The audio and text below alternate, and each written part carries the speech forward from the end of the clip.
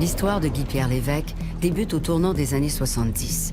Il va amorcer cette décennie en consommant toutes sortes de drogues. Sa femme Denise, son amour de jeunesse, va le suivre dans cette spirale. Le 16 décembre 1994, ils vont entreprendre un traitement de méthadone, substitut liquide d'opiacés qu'on donne aux consommateurs d'héroïne. En 1999, Guy-Pierre Lévesque va donner naissance à Métadame, une association de pères aidants visant à l'amélioration de la qualité de vie des personnes dépendantes. Aujourd'hui, Métadame, c'est un centre de jour, une cuisine et 22 unités de logement sur la rue Florian à Montréal. Vous avez 58 ans, 37 ans avec la même femme. Oui. Vous avez 2 filles. Oui. Une de 30 ans. Oui. Et l'autre de 27. 27, c'est ça. Là, ça fait combien d'années que vous êtes sobre officiellement? Moi, je parle jamais de sobriété. Ah, vous dites quel Moi, mot, je vous? parle d'abus de substance. D'abus de D'abus de Oui, substance. ça veut dire la nuance, c'est je peux encore prendre des substances d'une façon intelligente. Exact. Ça fait combien de temps que vous ne prenez pas de façon abusive? Ben, ça fait depuis 1994 que... Ce fameux 16 décembre 1994? Oui. Autrement dit, ça veut dire que j'ai eu quelques rechutes, mais des petites rechutes d'une journée, 2 jours, et puis ça s'est corrigé tout de suite. Vous souvenez-vous de la première fois que vous preniez de la drogue? À quel âge vous aviez? Ah, mon Dieu, j'avais à peu près 1968. Vous aviez quel âge? 13 ans, 13, 14 ans, 13 ans. Là, c'est un petit joint, là. C'est un petit joint avec un cousin, en vacances l'été. Mais à l'époque, comment je pourrais dire, j'étais un garçon assez déterminé et sûr de lui, qui disait, ben moi, je suis en contrôle. Ah, voilà. Et c'est pas vrai qu'une drogue va avoir le contrôle de ma vie. C'est un peu ça.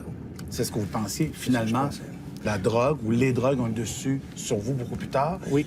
Mais il y a eu un 16 décembre où il s'est passé quelque chose, c'est-à-dire une jeune cousine. C'est une date importante dans votre parcours. Oui. Hein? C'est le décès par mort violente de ma petite cousine.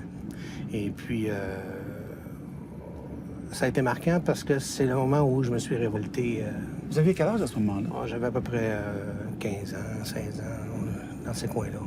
Là, il faut dire que cette cousine-là avait 8 mois de différence avec vous. Oui, il y avait 8 mois de différence. Vous êtes sortis souvent ensemble, vous étiez... C'est ça, on avait les mêmes groupes d'amis, ainsi de suite. On a grandi ensemble parce que ma mère l'a gardé constamment pendant des semaines et des mois. Et c'était un peu comme ma sœur. Bon, elle a été assassinée de façon violente, donc. Et vous vous dites, moi, je me suis rendu chez elle ce fameux soir-là pour l'inviter à sortir, ne sachant pas que c'était déjà commis comme geste. Exact. C'est ça qui vous a révolté le plus, de savoir qu'elle avait été assassinée? C'est l'injustice. L'injustice de perdre quelqu'un que j'aime sans aucune raison valable. Parce qu'un adulte voulait se venger. J'ai trouvé ça absolument injuste et je me suis révolté contre le monde des adultes, contre la société. À ce moment-là, je me souviens très bien, encore assis dans l'église pendant la cérémonie funèbre. Et dans ma tête, je me souviens, mais si c'est comme ça, la vie, ben moi, je vais faire mon bout autrement. Avez-vous l'impression que c'est ça qui a fait tout basculer, c'est-à-dire entre la consommation de petites drogues et le transfert vers l'âge de 18 ans aux drogues dures? Là, on parle d'héroïne, cocaïne et tout ce qui suit. Là. Je pense que non. J'étais déjà embarqué dans un mode de vie de leader. Écoute, je me suis adonné à vendre des drogues, ainsi de suite. Et là, tu te retrouves, t'as ton audience, t'as tes gens. Le sentiment de pouvoir. Le sentiment de pouvoir. Et pour moi, c'était ça. C'était vraiment ça. D'être différent des autres, d'être le king. C'était vraiment ça. D'avoir l'impression d'être invincible, intouchable, exact. plus fort que tout le monde et en contrôle de la situation. Oui, forcément. Exactement. Hein? C'est très bien décrit, c'est ça. Oui. À partir de quel moment vous sentez que la drogue prend le dessus sur vous? Vers l'âge d'une trentaine d'années. Exactement. Là, à l'entour de 30 ans, il y a eu un déclic où je me suis remis en question beaucoup. Je voyais les choses comme des échecs, tout ce que j'avais fait. Il faut dire qu'il y a eu la naissance des filles entre-temps. C'est ça. Il y avait aussi votre compagne de vie qui est encore là après 37 ans. Vous avez dit, je me sens un peu responsable, entre guillemets, de l'avoir amené dans mon monde de consommation. Oui. C'est moi qui lui ai fait fumer son premier joint. Et puis, par amour, cette femme-là m'a suivi toute ma vie. Et puis, elle a vécu et subi les conséquences de ma toxicomanie. Ça veut dire quoi, subir les conséquences de la toxicomanie? Bien, écoutez, quand quelqu'un que vous aimez consomme avec vous tous les jours et devient dépendant et souffre à cause de cette dépendance-là, Et c'est aussi toutes les bonnes choses qui auraient pu être accomplies à l'époque, qui n'ont pas été accomplies parce qu'il y avait des substances dans notre vie.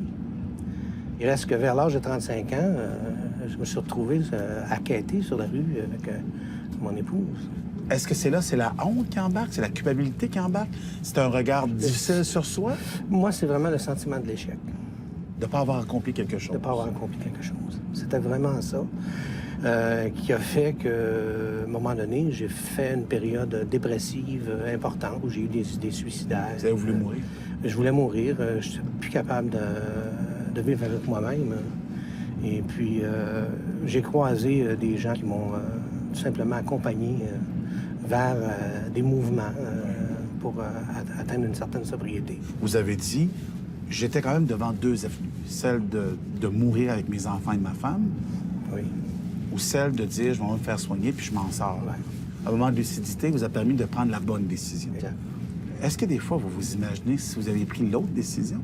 Est-ce que ça nous hante pendant des années? Oui, c'est sûr. Quand on pense à ça, même si le geste n'a pas été posé, on a un certain remords d'y avoir pensé. Mais je crois que c'est vraiment le goût de vivre et puis de dire, bon, c'est pas vrai que ça va finir comme ça.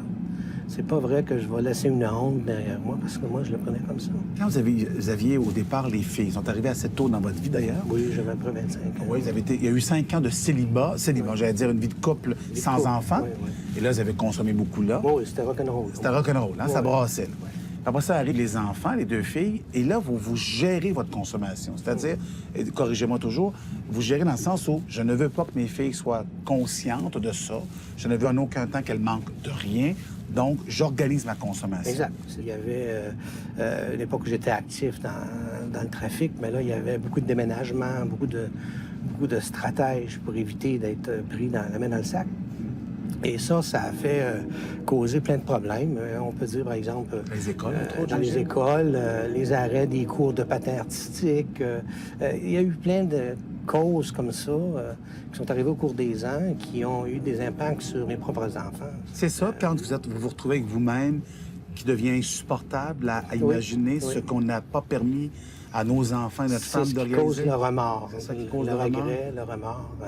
C'était vraiment ça, de ne pas avoir été capable de donner une qualité de vie intéressante à mes enfants. Est-ce que plus dans les remords, plus on doit consommer pour être capable de supporter les remords? Est-ce que c'est là le cercle qui finit plus? Ce que je peux vous dire, c'est qu'à un moment donné, je pouvais pas m'endurer moi-même dans ce que j'étais et ce que je faisais. Et effectivement, de consommer à l'abus, et je parle vraiment à l'extrême, c'était pour moi de démontrer que j'étais fort puis que j'étais capable. Puis c'était ma façon de le faire. Quand vous êtes à l'extrême, c'est comme l'expression qui dit se défoncer, là. Hein? Oui, vous ne pouvez pas vous imaginer les quantités qu'il peut y avoir eu dans mes périodes de consommation. Comment ça, vous êtes encore en vie? Oui, c'est sûrement parce qu'il y avait un destin pour moi. C'est par la grâce de Dieu, parce que j'ai eu des événements qui auraient pu faire que j'en meure. J'ai été poignardé, j'ai eu des accidents d'auto qui ont été très, très graves, où je m'en suis toujours sorti assez indemne. Et pourquoi? Peut-être que c'est parce que je devais faire ce que je fais aujourd'hui. Oui. Mon chemin il était déjà tracé d'avance. Il s'agissait que je sois à l'écoute. Après la pause, Est-ce qu'on a peur que nos enfants consomment? Oui, Et quand ça arrive, ou si ça arrive, qu'est-ce qu'on fait? c'est arrivé. Je pense qu'il faut... Moi, ce que j'ai dit, écoute, tu as le choix de prendre le chemin dur et difficile, tortueux, que ta mère et ton père ont pris, ou tu peux revenir à la maison et prendre une autre direction. On va t'aider.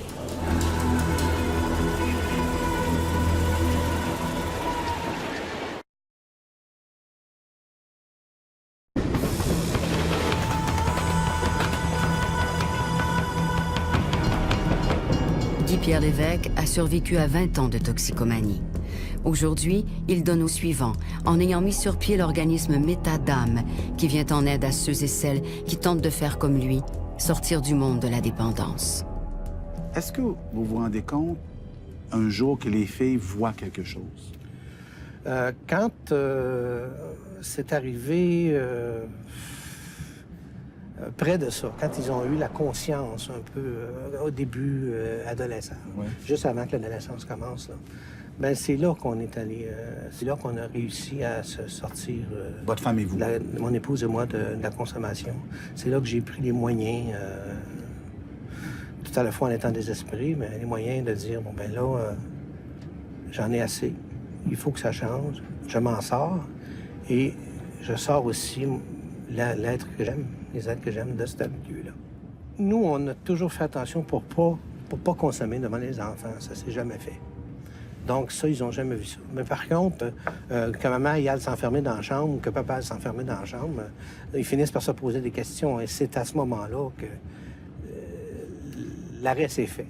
Par contre, moi, une fois que ça a été fait, je me suis assis avec les enfants et je leur ai raconté cette période de notre vie-là pour leur donner des réponses. Justement, quand je disais tout à l'heure, les cours de patin, ces vers-là, leur donner des réponses, le pourquoi ça s'était passé comme ça, pour qu'ils sachent. Quelle fut leur réaction? Ça a été fantastique. Les enfants ont une capacité de comprendre qu'on ignore, souvent trop. Et de pardon aussi. Oui, et ça a été plutôt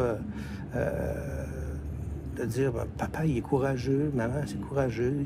Ça a été quelque chose qui nous a rapprochés même, je dirais, parce que on a donné des réponses, on les a pas laissés dans l'ignorance et grandir avec des suspicions, ainsi de suite.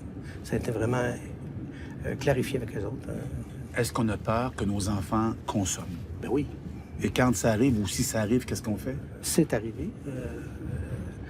Je pense qu'il faut... Moi, ce que j'ai dit, écoute, tu as le choix de prendre le chemin dur et difficile, tortueux, que ta mère et ton père ont pris, ou tu peux revenir à la maison et prendre une autre direction. Et puis? On va t'aider. Et la décision a été de s'en venir avec nous. Et ça a été un changement dans sa vie qui s'est produit. Vous auriez aimé ça que quelqu'un vous tende la main à un certain moment donné, dans un moment fort de consommation? Peut-être que... Mais j'étais tellement révolté, je me demande si j'aurais voulu écouter. Et puis moi, j'ai toujours comme philosophie aussi qu'on peut prendre tout le négatif de notre vie. J'appelle ça le polariser et en faire du bon avec. Et j'essaie d'apprendre de mes erreurs, polariser ça. Et aussi, je transmets ça aux gens avec qui je travaille ou à qui je viens en aide, que c'est ce qu'il faut faire. Il faut pas scraper le passé, il faut plutôt le prendre. Et s'en C'est servir. une expérience de vie. Il faut le prendre et s'en servir. Qu'est-ce qui fait qu'aujourd'hui, vous êtes capable de dire non la plupart du temps? Je pense que c'est le recul, premièrement. La distance qu'il y a eu entre les consommations. Le fait que je sois maintenant, je pense, une personne assez accomplie. OK. Dites-moi, qu'est-ce qui pourrait vous faire basculer aujourd'hui? Écoutez, moi, j'ai envie de consommer presque tous les jours. Vous combattez ça tous les jours? À hein, tous les M. jours, Lévesque? c'est constant. Quand les journées sont difficiles, quand j'arrive fatigué à la maison, il y a toujours...